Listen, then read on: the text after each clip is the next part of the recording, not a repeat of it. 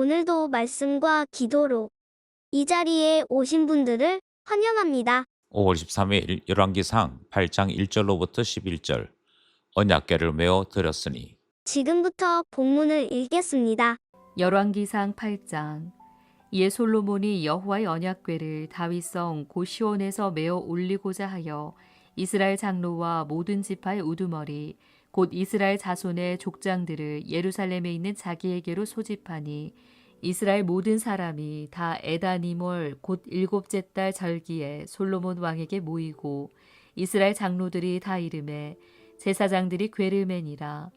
여호와의 궤와 회막과 성막 안의 모든 거룩한 기구들을 메고 올라가되 제사장과 레위 사람이 그것들을 메고 올라가매 솔로몬 왕과 그 앞에 모인 이스라엘 회중이 그와 함께 그 궤 앞에 있어 양과 소로 제사를 지냈으니 그 수가 많아 기록할 수도 없고 셀 수도 없었더라.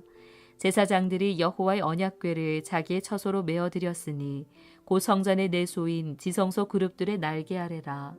그룹들이 그 궤 처소 위에서 날개를 펴서 궤와 그 채를 덮었는데 채가 길므로 채 끝이 내소 앞 성소에서 보이나 밖에서는 보이지 아니하며 그 채는 오늘까지 그곳에 있으며 그 궤 안에는 두 돌판 외에 아무것도 없으니 이것은 이스라엘 자손이 애굽 땅에서 나온 후 여호와께서 저희와 언약을 맺으실 때에 모세가 호렙에서 그 안에 넣은 것이더라. 제사장이 성소에서 나올 때에 구름이 여호와의 성전에 가득하매 제사장이 그 구름으로 말미암아 능히 서서 섬기지 못하였으니 이는 여호와의 영광이 여호와의 성전에 가득함이었더라. 본문 해석입니다. 오늘 본문인 열왕기상 8장 1절로부터 11절은 이스라엘 역사상 가장 중요한 전환점을 기록하는 말씀입니다. 솔로몬 왕이 7년에 걸쳐 완공한 예루살렘 성전 건축에 대한 말씀이기도 하고 다윗에게 주었던 하나님의 언약의 말씀이 성취되는 본문이기도 합니다. 또 이스라엘이 예배 생활에 있어서 새로운 시대를 여는 사건이 되기도 하지요. 본문은 하나님의 임재와 언약 관계의 상징인 언약궤를 통해서 성전 건축의 의미를 우리에게 가르쳐주고 있습니다. 특별히 지성소로 언약궤를 옮기는 이 엄숙한 과정을 통해서 그 일의 가치를 우리에게 전하고 있지요. 솔로몬은 이스라엘 모든 지도자들을 소집하여 이 역사적인 순간에 동참하도록 했습니다. 그리고 수많은 희생 제사를 통해서 이 행사가 가지고 있는 거룩함과 중요성을 강조하게 돼 있지요. 이 과정의 절정은 제사장들이 언약궤를 지성소 안으로 안치하고 나올 때 하나님의 영광을 나타내는 구름, 즉 세키나가 성전에 가득 임하여 제사장들조차도 설 수 없었다 하는 사건입니다. 그러므로 이 사건은 단순한 건축물의 봉헌을 넘어 하나님께서 약속하신 대로 자기 백성 가운데 거하시며 기뻐하심을 나타내시는 그 확정적인 사건이었고 이스라엘 신앙 공동체의 중심에 예루살렘 성전이 차지하고 있는 그 위치와 가치를 나타내는 말씀입니다. 본문을 살펴보겠습니다. 첫 번째 문단은 1절로부터 3절입니다. 제사장들이 궤를 매니라. 먼저 1절, 2절을 보시면 솔로몬은 언약궤 이동을 할 때 이것이 대단히 중요한 의미를 강조하기 위해 모든 지도자들, 그러니까 장로, 지파의 우두머리, 족장들 모두를 예루살렘으로 소집합니다. 왕이 임명한 관료, 그러니까 행정가들이 중심이 된 것이 아니라 혈연, 지파 모두를 통틀어서 소집을 시켰다 하는 점이 중요합니다.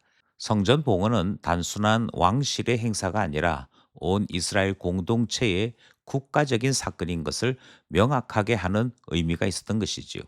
솔로몬은 이 행사를 통해서 분열된 지파를 하나로 묶고 예루살렘 성전을 모든 것의 중심이 되도록 만드는 일을 한 것입니다. 2절을 보시면 이 봉헌식을 치루었던 날에 대한 이야기가 기록되어 있습니다. 에다님 월, 곧 일곱째 달 절기라고 소개하고 있고요. 이때는 초막절, 다르게는 장막절 기간이었으므로 이때 행하였다 하는 것을 알 수가 있습니다. 초막절이 어떤 날이냐 하면 이스라엘 백성이 광야에서 장막에 거하며 하나님의 인도와 보호하심을 경험했던 것을 기념하는 날입니다. 그리고 이 광야의 시대가 끝이 나고 언약궤가 마침내 영구적인 성전에 안치됨을 통해 광야 생활이 끝났다. 초막절이 드디어 완성되었다 하는 점을 나타내는 것이지요. 여기에는 또 다른 측면으로 그들을 인도하시고 그들과 함께 하신 하나님께서 영원한 처소, 그러니까 성전 지성소에 임재하심으로 이스라엘에게 참 평안이 임하였음을 나타내는 의미가 되는 것이지요. 3절에서는 언약궤와 모든 성막의 기구들이 모세의 율법대로 제사장들과 레위인들에 의해서 성전으로 옮겨지는 모습이 기록되어 있습니다. 이것은 과거 우사의 사건이 되풀이되지 않았다 하는 점을 나타내는 것이지요. 여기까지 제사장들이 언약궤를 메웠다는 첫 번째 말씀입니다. 둘째 문단은 4절로부터 9절입니다. 두 돌판 외에 아무것도 없으니. 언약궤 앞에서 솔로몬과 온 회중은 셀 수 없이 많은 양과 소를 제물로 드립니다. 이 엄청난 규모의 희생 제사가 의미하는 것은 대단한 가치를 가지고 있다 하는 표시인 동시에 하나님께 대하여 최대의 경의, 최고의 감사를 표현하는 일이었기 때문이지요. 수많은 동물의 희생 제사는 장차 오실 예수 그리스도의 단 한 번의 영원하고 완전한 희생 제사와 대조를 이루게 되는데요. 예수 그리스도의 희생 제사가 얼마만큼 더 가치 있는 일인지를 생각하게 하는 말씀이고, 수많은 것으로도 도무지 비길 수 없는 예수님의 고귀함도 확인하게 되는 것이지요. 6절 7절 말씀에서는 지성소 안치와 그룹의 역할에 대한 말씀이 등장합니다.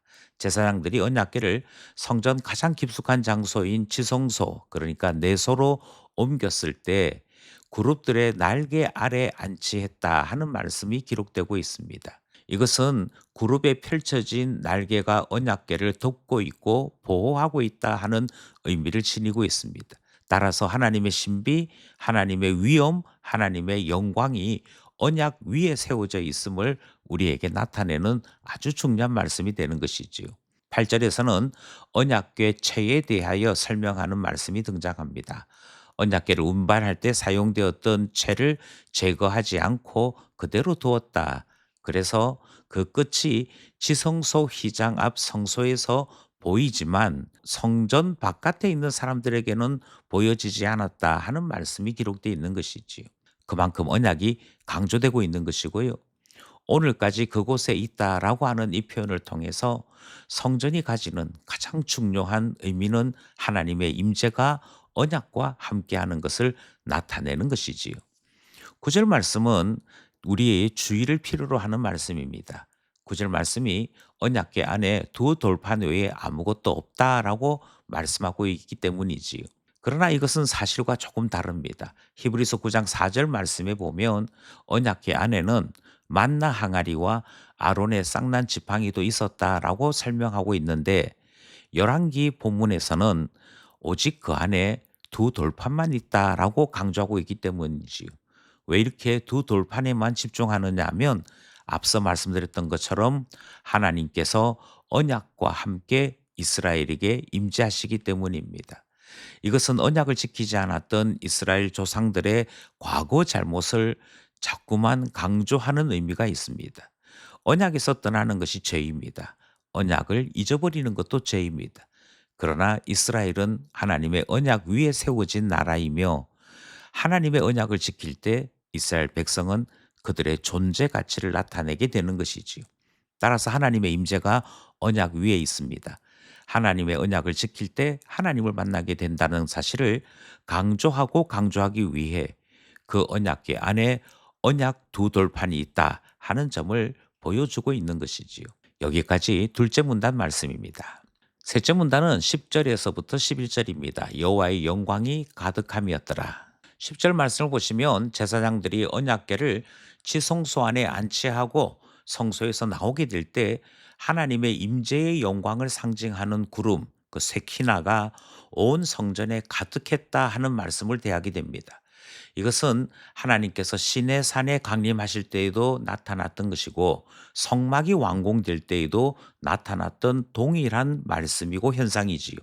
그리고 이제 성전에서 똑같은 그 세키나를 만나게 되는 것입니다. 이 영광에 사람들은 감히 설 수가 없었습니다. 심지어 제사장이라 할지라도 설 수가 없었다 하는 것을 성경이 우리에게 말씀하고 있지요. 정확하게 말씀드리면 직무를 수행할 필요가 없었던 것이지요. 제사장들이 성전에서 봉사하던 직무의 최종적인 완성은 하나님의 임재를 만나는 일이었습니다. 그런데 하나님의 임재가 나타났으니 더 이상 제물을 바칠 필요도, 그 제물을 들고 성소 안으로 들어갈 필요도 없게 되었던 것이지요. 예배의 최종적인 목적은 하나님을 만나는 것입니다.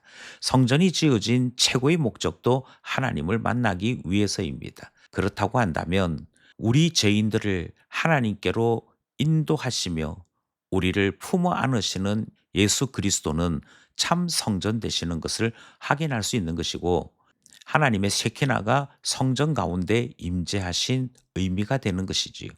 하나님만이 모든 구원을 완성하시고 하나님만이 우리 가운데 계시며 우리를 만나 주신다. 그것이 성전이 지어진 목적이다. 이 말씀을 하시는 것이지요.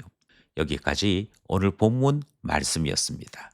오늘 본문 말씀은 우리에게 세 가지 중요한 교훈을 전달합니다. 첫 번째는 신앙의 핵심은 하나님의 임재에 있다 하는 사실을 우리에게 가르치고 있습니다.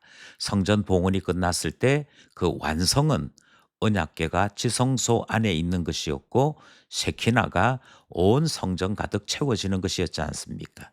하나님의 임재, 그것이 신앙의 목표이고 완성이다. 우리는 성전 봉헌식을 통해 발견하게 되는 것입니다. 두 번째는 하나님께 나아가는 것은 언약 위에 있는 일이고 하나님의 언약을 지키는 것은 경외심에서부터 나온다는 것을 확인하게 됩니다. 언약이 얼마만큼 중요한지, 그 언약궤를 나를 때 얼마만큼 경건하게 질서 있게 해야 되는지를 우리에게 보여주셨습니다. 언약은 우리 신앙생활의 기초이고 모든 경건의 바탕이 된다 하는 사실을 우리는 오늘 본문 말씀을 통해 배우게 되었습니다. 마지막 세 번째로 구원은 전적으로 하나님의 주권적 은혜다 하는 사실을 깨닫습니다. 제사장도 멈추어 섰습니다. 그들의 봉사, 섬김을 통해 하나님의 임재가 이루어지는 것이 아니라 하나님께서 우리 가운데 친히 뜻을 정하시고 임재하실 때 하나님을 만나게 되는 것이지요. 그리고 우리는 오늘 본문 전체를 통해서 예수님이 참 성전 되신다는 의미가 무엇인지를 깊이 깨달을 수 있었습니다. 오늘도 말씀 묵상을 하시는 모든 기쁜 가족들이 참 성전 되시는 예수님 안에서 더 깊이 하나님을 만나는 은혜 있기를 간절히 소원합니다.